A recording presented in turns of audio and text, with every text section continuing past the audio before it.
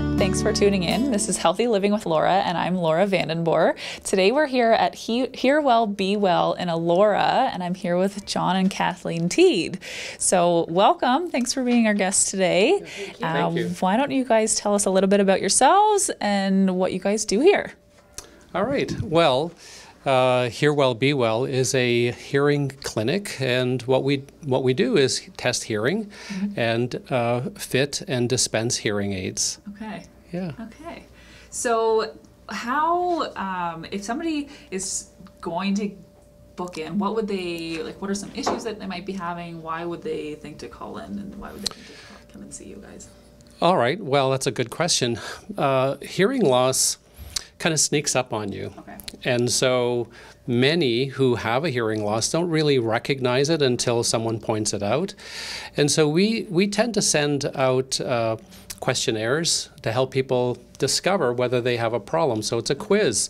So if you have, ringing or buzzing in your ears, for example, it may be hearing loss related. It might be that you hear people, but they sound like they mumble. You ask people to repeat questions or statements. You might be turning the television a little bit louder, and family members might notice. Okay. So it is, how do I identify it? Well, if you're having any of those issues and someone's pointing them out to you, then you should get your hearing tested. Okay. And so how did you guys get into this business? I know you guys have multiple locations. When did it start? How did you get it into hearing aids? So I've been doing this for 35 years. And what I found a long time ago, my nature is to help people. Okay. I had this opportunity 35 years ago to witness someone being fit with hearing aids for the first time. And I saw the great impact that it had on the family members and on the individual who was being fit. And in that moment, I just knew that this was something that I was going to do for the rest of my life. Okay. It was that aha moment. And I just said, this is so important. And I want to be part of that. I really want to help people change their life and, get connected again to their family and their friends. Right. Well, and I think that's a good way of putting it, is that people really do feel like I've got family members that have lost their hearing, and they really do feel kind of isolated in a group setting. And so kind of bringing them back to that, I think that's a good way of very important. Very important. Yeah. So you guys are very involved in some local charity and like kind of wider spread. So can you tell us a little bit about that?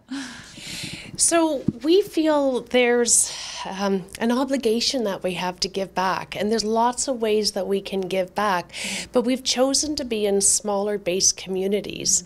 And so even though we have multiple locations, we look at each location as if it were our only one. Okay. And so we look to find how is it that we can help our community and help our constituents, because our constituents are typically an older person in their 50s or 60s. So we're often looking at things that relate to them. So healthcare. So for example, here in our Elora office, we wrote a check for $3,100, I believe, to the Memorial Groves Hospital because they were doing an expansion. Okay. And so we found a way to get out information about hearing health because so many people are so misinformed about their hearing, the hearing health. So we related it to education and them coming in and getting a hearing test, and through that we were able to raise $3,100. So we do that in as many different communities or offices as we can. Okay. And so in terms of the international work that we do, John and I had started a charity called Project Empower, and this was in Rwanda helping orphaned genocide survivors continue to live in a completely different world without their family. And this was a decade after the genocide, and we heard about these kids who were still not independent, not doing well. And so we set up a charity to help these kids. So we would go down to Rwanda and set up projects for them and education for them. So in that work, we got to learn about the healthcare system, and we got to see the hearing loss that is so pervasive there because they didn't have the healthcare. So we thought, well, let's bridge the two. So we already knew the infrastructure there, and in Health Canada, we are limited by who we can give used hearing aids to, i.e. no one. And those are the restrictions of Health Canada because this is a prescribed act to dispense hearing aids. So we take hearing aids that can't be sold in Canada but are in perfectly good working order, and we take them down to Rwanda and teach the doctors and nurses there to treat hearing loss, and we take down the programs and the hearing aids and the batteries, and then we show them, and by we I mean John, and then they continue on with helping people with hearing loss. And then every couple of years we get a call, we're out of hearing aids. So we go down again and then train some new people in the hospitals, meet with our kids in Project Empower. Yeah, so it's always the right thing to do to give back, right? Yeah. Oh, that's great, and I'm glad that it's on a local, but then also on the wider scale as well. So, just a question: what kind of credentials do you have? What kind of training do you have that you get into something like this? What's your background that way? Well, I am a hearing instrument specialist. Okay. I know there are also audiologists in this field. That is the route that I chose, to be a hearing instrument specialist. And, well, the rest is, what comes natural. I mean, helping someone and building a business around that, right? And it just grows. And, then we, of course, here's Kathleen. She's a brilliant-minded woman and very determined to be successful, and so am I. And so we've grown many clinics. And we continue to do great work. Right. I think you said you have 13 locations, right? Okay, so and we're here in Elora. What are a few other maybe closer ones to us here? Orangeville, Bolton, New Hamburg. We're as far north as Huntsville, as far south as London, as far east as Exeter, and as far, east as Bolton, and as far west as Exeter. And then every kind of nook and cranny in between. But it is a professional designation. You go to college or university in order to become a hearing instrument practitioner or an audiologist. So right. So you are post-secondarily schooled for years, and then you have to get a certain number of hours in order to be credited. So we have to hire those people who have those credentials. But when we go to hire people, it's beyond the credentials that we look at, because the work that we do is important. Right. And so we look to hire people who have open hearts, who care about this, who are passionate, because we can train every other technical part of it, but not a way of being, not a way of caring. Right. So that's why so many of our practitioners, are unique to themselves, but heart-led, just like John is. Oh, that's so great to hear. So if somebody is to book in, what does their visit look like? Do we want to get into a demonstration here, and then we can kind of chat our way through that? Of course. Okay. Let's do that. Okay, sounds good. We're going to go into the test room and show you some of our equipment and how we use it. And we also have with us today Roz, who is a client of ours. She's been coming to see us for a number of years. And she came in with exactly the same reasons that everyone does. Is it me or is it everybody else? Okay. Because they all sound like they mumble. But what's wrong with kids these days? That's right. What's wrong with kids these days? So of course, Roz went through this great discovery and a process that we'll show you in just a few moments. Okay, so we're here in your test room, and we have Roz here, and you're going to show us a little bit about what you actually do during your testing situation, and we're going to hear from Roz as well. First things, how long have you been a client here for? All in October, 5 years. Okay, so you go way back then, and you've had quite a long-term experience. Obviously a pleasant experience if you keep coming back. Absolutely a pleasant experience. In the past, I had recognized, or I should say my children had recognized, that I had definite hearing loss and pleaded with me to please start doing something. Of course, in denial, like many, many people are. And I finally knew that I was pretending, and I was being called on it constantly. So in the past, I had gone for help.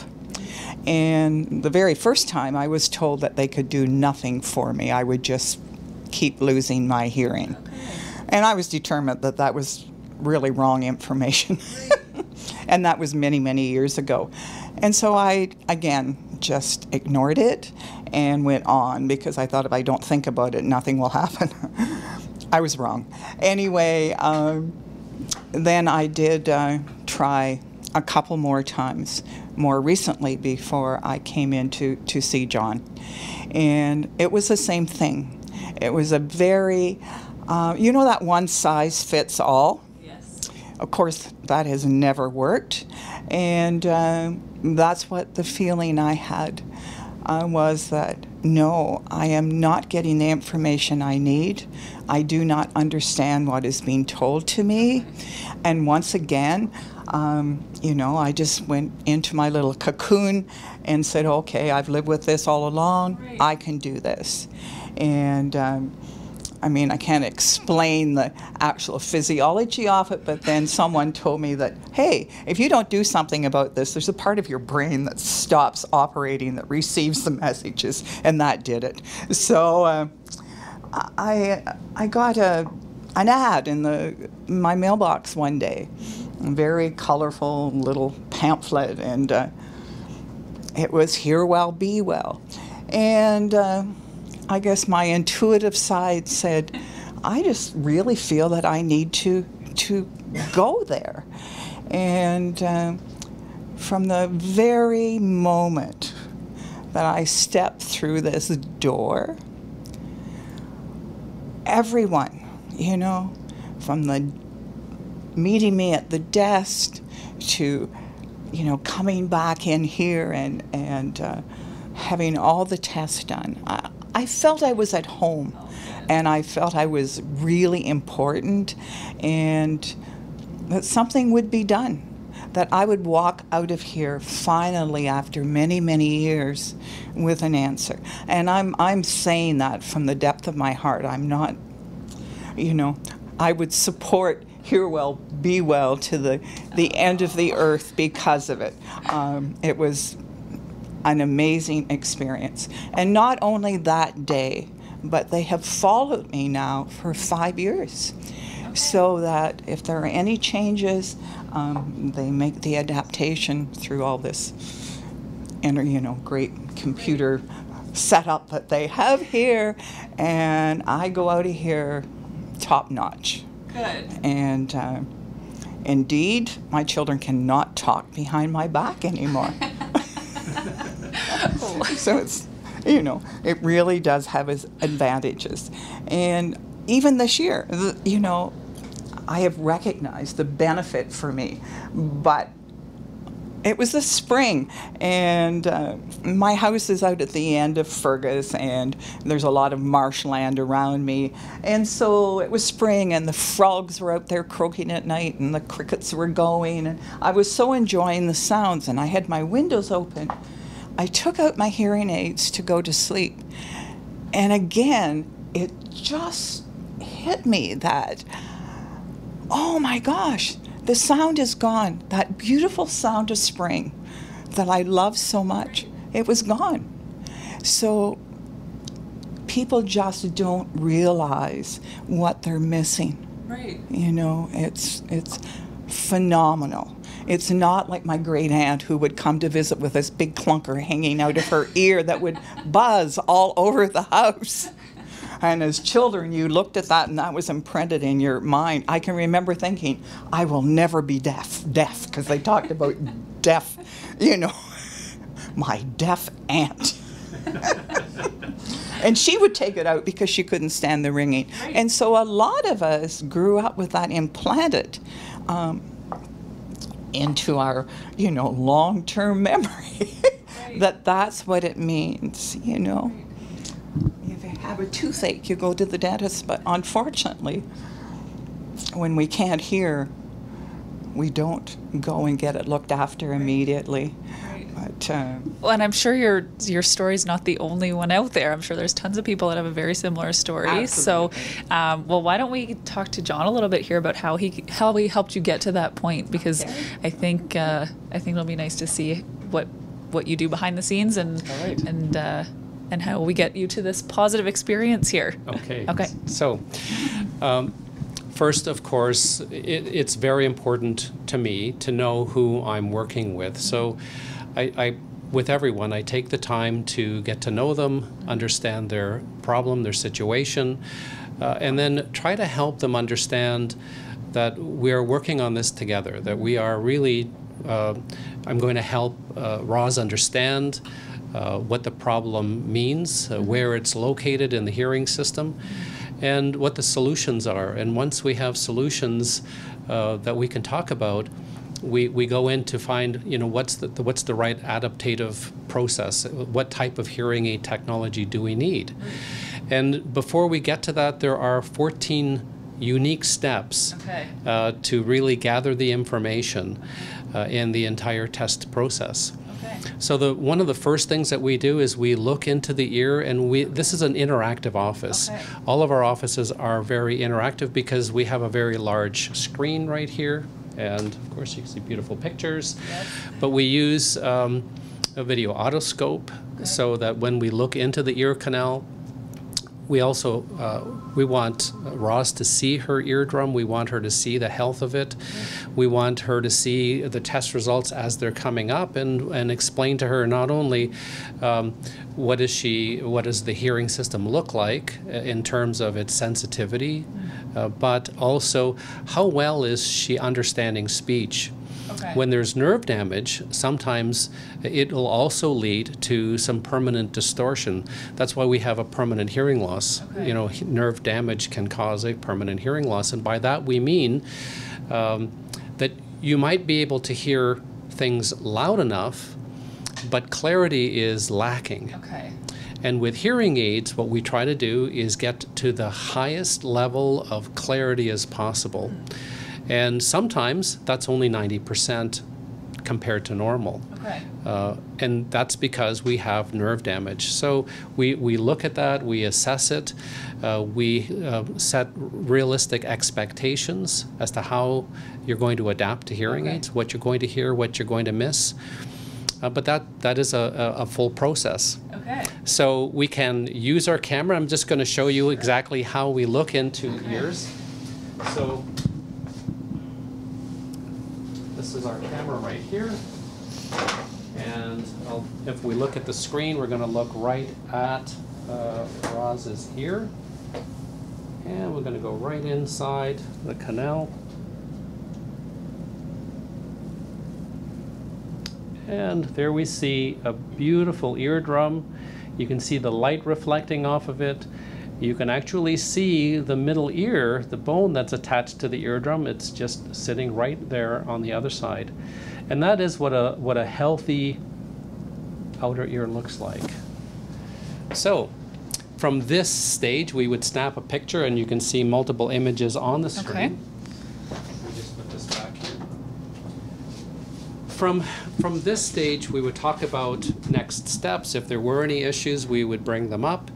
But if it's free and clear, then of course the next part would be to measure the middle ear function, because the middle ear is our natural amplifier. It takes the sounds that hit the eardrum, and from the time it hits, goes through the middle ear, which are the 3 smallest bones in your body.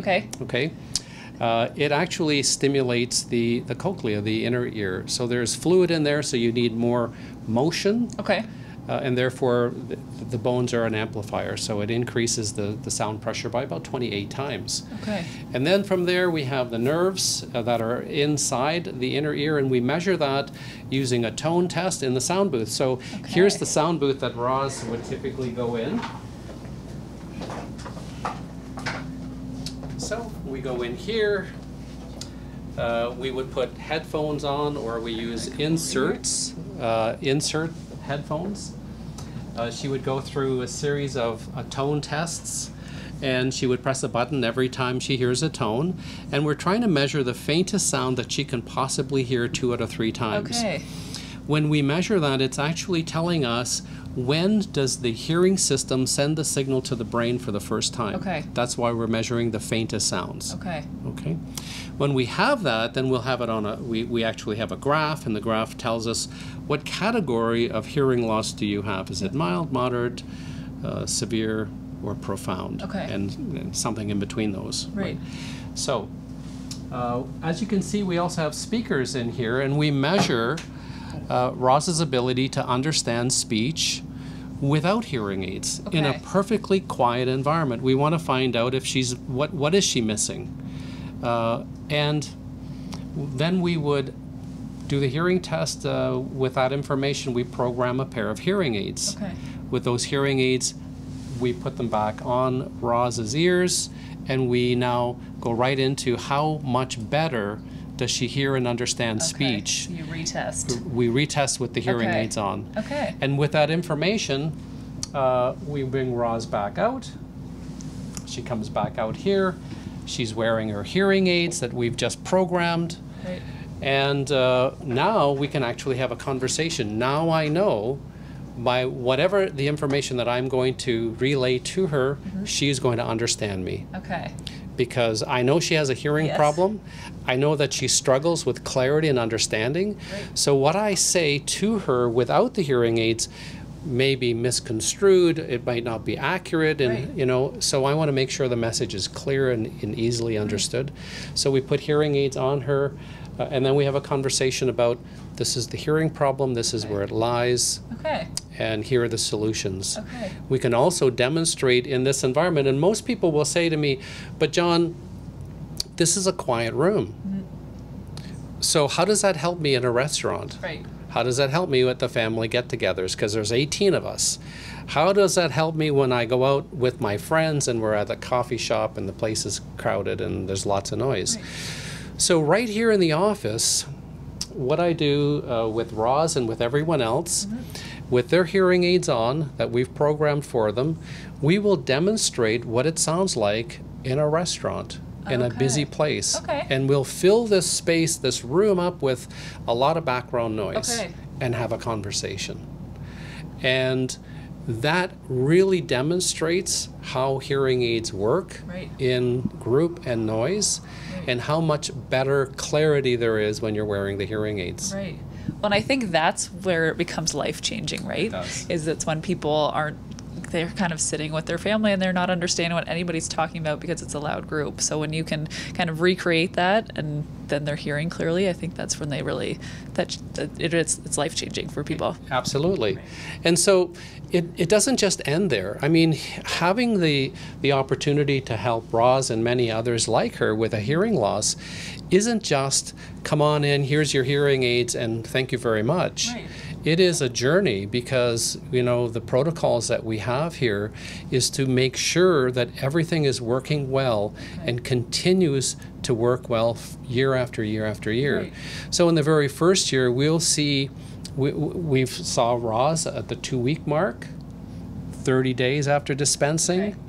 90 days after dispensing, 6 months after dispensing, and at the 1-year mark, we completely retest Okay. and reprogram the hearing aids back to any slight changes in her hearing system. Okay. So she's always going to get the best possible results Great. year after year. Okay. And we do that. then after the 1 year, is it Continuous. So it's It's continuous year after year after year. We continuously reprogram, Okay. and of course we give lifetime service. So if Roz says, "Hey, it's not, I don't have a scheduled appointment, but I think there's an issue, I don't know what it is, I can't solve it," she just picks up the phone or walks in, and we will take care of it. And there's no cost to doing that to her. So it's just a continuous service that leads to better hearing. Good. Well, and I think just to kind of backtrack a step, I think you said, I heard that you guys do demos. Is that right? So That's you right. you might have a set of your hearing aids, make sure that they feel okay before. Right. So the hearing aids that we use are ones that can typically help 80% of all the different types of hearing loss that we'll see in this office. Okay. And the other 20%, we need a different type of hearing aid. Okay. We also have those, but they're typically meant for people who have worn hearing aids for years, have a profound hearing loss, and already have an adaptive earpiece that we can use on that hearing aid because it's a very powerful hearing aid. Okay. But the ones that we use for demonstration purposes, we have here, and we can reprogram it over and over and over and continuously to use the technology in that hearing aid to demonstrate benefit. Okay. Okay, that's great. Before we move away from the testing booth, is this, I think I heard that it's not something that everybody has that in your field. This is maybe That's a right. little bit I more mean, specific. there are many clinics that don't have a booth, and, you know, technically, as long as you're in a quiet environment, you're going to get good results. And for me, I think that the highest level of care is important, and I want to be consistent. So year after year, test after test, that we're always going to be looking at exactly the same thing in the same environment. You know, if we had a quiet room, but someone's walking outside, or there's a conversation outside that door, that might interfere with the test results, but it'll never interfere when they're in this booth. Okay. So this is your controlled environment. This is my controlled Okay. environment. So you're gonna walk us through some of the testing and kind of what your screen, some of the stuff, what it means. Okay. So once the assessment is done from the booth and we come back out here, we have a graph that illustrates the degree of hearing loss, where Roz can just hear sounds. These represent the faintest sounds that Roz could hear in the booth. The red circles represents the right ear, and the blue represents the left. And this scale, or this graph, is called an audiogram. It's found in every hearing clinic, and 0 is the normal hearing line. Okay, so this is a scale of loudness in decibels, and these numbers at the top represent frequency. 250 to 8,000 hertz is the speech frequency band. So all hearing of speech sounds are in this area. Now, as our sensitivity drops from 0, as it goes further and further down, it becomes more and more difficult to perceive certain parts of speech. In the lower frequencies, so from 250 to 1,000 hertz, this is where we hear a lot of the vowel sounds, the A, E, I, O, U sounds. And we'll even set the room up so that we introduce a restaurant noise and have conversations in it. Okay. So that, you know, Roz needs to know, when I'm in a group, how is this working for me? Right. It's not just about quiet one-on-one conversation, because that's typically easy even without hearing aids, as long as you look at me, right, Roz? Yes, because I became very, very good at reading lips. Right.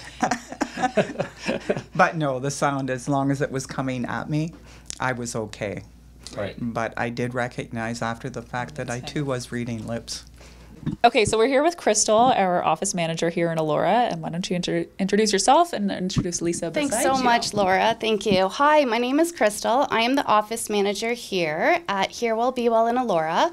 This is Lisa, our hearing specialist. She's been helping folks in our community for over 5 years, hundreds of folks with their hearing loss and hearing awareness. So if you're ever struggling, please do feel like you can come in for a free hearing exam or a tinnitus consult. You can reach me at 519-846-0090. Our website, www.hearwellbewell.ca. Or just drive on by and stop in to see me. Well, thanks so much, guys. Thanks to John and Kathleen, Crystal and Lisa. It's great to see what you guys do here in Elora and how you're helping the community. And it's, I think it'll be really helpful for everyone to kind of know what you do and why they might need to come see you. Absolutely. So thanks again. Thank you. Thank you for coming in. Yes, thank you. If you are a healthcare professional in the area and you would like to be a guest on our show, please contact me, Laura, at alignedorthics@gmail.com. Thanks, and we'll see you next time.